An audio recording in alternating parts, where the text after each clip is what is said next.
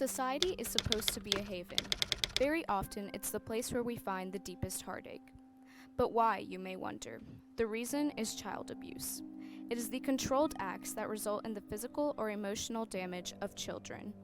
The term child abuse covers different ranges of behavior, from physical assault by parents or guardians to neglecting a child. The consequences of this can be devastating to a child. The physical injuries can include bruises, scrapes, burns, possibly brain damage, permanent disabilities, and even death. The psychological injuries of abuse and neglect can sometimes be worse than the physical. They can last a lifetime and can include a low sense of self-worth, a reduced attention span, learning disorders, and an inability to relate to their peers. Severe cases of abuse can cause disorders like depression, anxiety, identity crisis, and an increased risk of suicide. So we asked teachers, what do you think that child abuse means? When a child is put to harm, not accidentally of course, but in ways like physically, emotionally, sexually, or absolute neglect of the child can also come under child abuse. We also wanted to know what people thought that an abused child's first step should be. I think if a child is undergoing abuse, the first step that they should take is to identify like an adult, a family member, a coach, some adult that they can talk to and explain the situation to, so that way the adult can help them with the next steps that they should take to get out of the abusive situation. While physical child abuse might be more obvious, emotional abuse is just as important, and we wanted to know what people thought the signs are.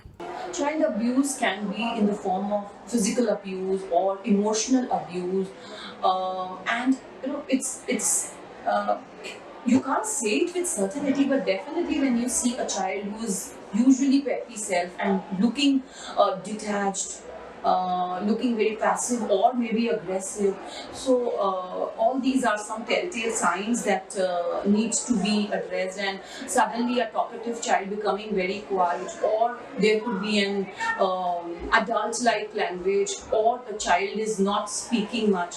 These are some of what become suddenly very gloomy. These are some of the signs that we would like to look out for as red flags. We also wanted to know about child neglect and if people are aware of what the signs are for that.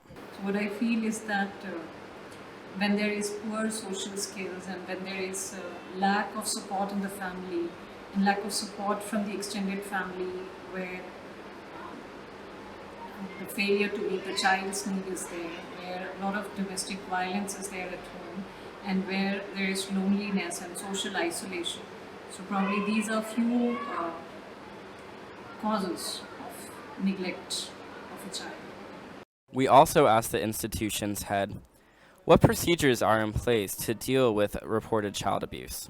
So if I think yes, I come across this case, in any case it is an emergency only, and we people have to really work on urgent basis.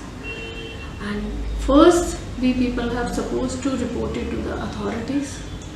And after that, simultaneously, we should call the parent, we should talk to them also. In the meantime, somehow we have to, I think, talk to the child also, and there we have a counselors also, or the mother teacher. They should also talk to the child and find it out, I think, yes, in depth, what is the detail.